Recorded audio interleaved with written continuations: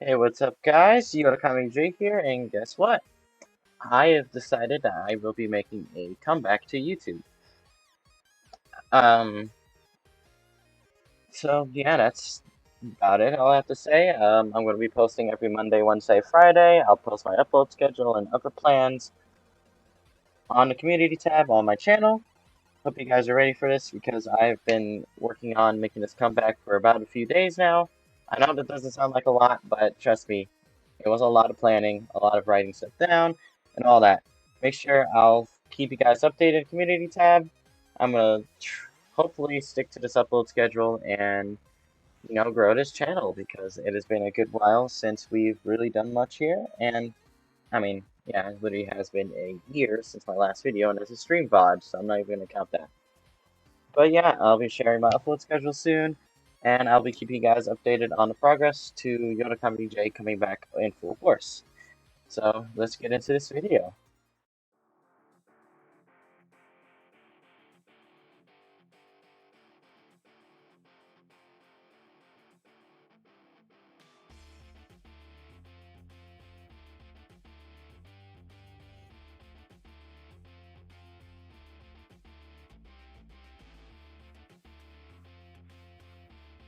Hello everybody, and welcome to a more different type of video. I'm going to be doing a brief history on the F-111 Aardvark, which is, as you can see by the gameplay, already in War Thunder from the second to last update. It's something that I wanted in the game, and so I'm going to be doing a brief basic history for people who are new to the aircraft and want to see if it's something that they would want to look into more. So I'm doing a extremely brief exploration on this Cold War aircraft, which I think is one of the most underrated aircraft to exist. It's extremely important to many different things. And let's start with its development in the early 1960s, where the U.S. Air Force and the Navy sought a more versatile and advanced aircraft to meet the ever-changing requirements of war and just operations in general. So, General Dynamics and Grumman, the company who's made aircraft such as the Tomcat, the F-14 Tomcat, the Wildcat from World War II, and the Bearcat also from World War II into the Korean War. They joined together to create the F-111 Aardvark, as you see on the screen. Now, it isn't the most threatening sounding name, at least to me, because, Aardvark's the ant-loving, this is ant lover.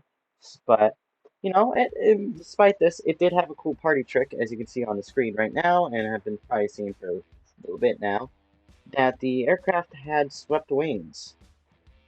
The swing wing design helped the aircraft adjust mid-flight to different performance levels with different mission profiles no matter what.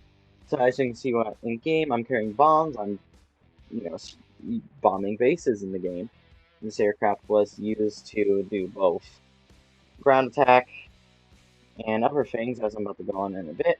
But yeah, the swept wings were really important to the aircraft to keep its speed. While the engines did provide enough power, the swing wing did help the aircraft's profile become more aerodynamic and slice through the air better. But the aircraft wasn't just a bomber, as my gameplay may suggest. It wasn't just a bomber, it was truly ahead of its time. It's one of the first true multi-role aircraft. Not completely designed as a multi-role aircraft, this thing was designed as a strategic bomber to start. But eventually it evolved to excel in multiple different, theaters and operations.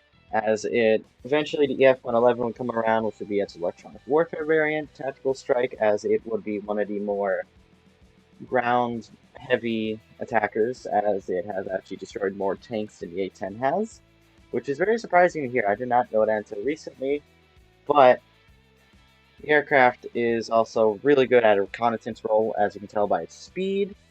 Ignore my really crappy aim. I was doing this gameplay as soon as I woke up. I sucked at the game in the morning, but is what it is.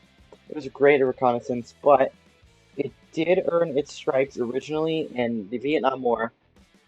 As you probably would know, that was a very intense and controversial war at the time because of everything that was going on, but the F-111 showed that it had what it got to do things that no other aircraft could do, including the F-4. It was a game changer in the conflict, which is very surprising here. You think that something like this. I mean, yeah, you would think something like this would bring a lot of value, and it did its job. It did it very well, but everything was not all sunshines and rainbows for the Aardvark, as during its time of its existence, it had tons of drama. There were things like budget overruns they had to worry about, political controversies. It was like a soap opera, but obviously aviation related. But it did show its capabilities during the Gulf War, which is where it was one of the more important aircraft in the fleet of aircraft that, you know, served in that war in the 1990s. But multiple nations did end up wanting the aircraft. I mean, look at the United Kingdom. They did want it, but they ended up making the Panavia Tornado instead, eventually, because they could not afford the F-111. But, eventually, we're in the 90s right now. As Cold War ended, the active service the F-111 did. It's one of the more, it was eventually replaced with a lot of our current aircraft doing its job, like an F-15. We have the F-15Es now, which is a strike aircraft. The F-16 can do it all in general. The F-35 nowadays is a true multi-role stealth fighter, so there's all that. But there we have it. One of the more important and under-the-radar aircraft, the F-111 Aardvark, did its job, did it very well, and eventually is now in one of my top favorite aircraft, and it's a very beloved aircraft around the world. And if you thought this was interesting, don't forget to hit the like button, share with other people, subscribe for more in-depth content. Until next time, a YCJ out.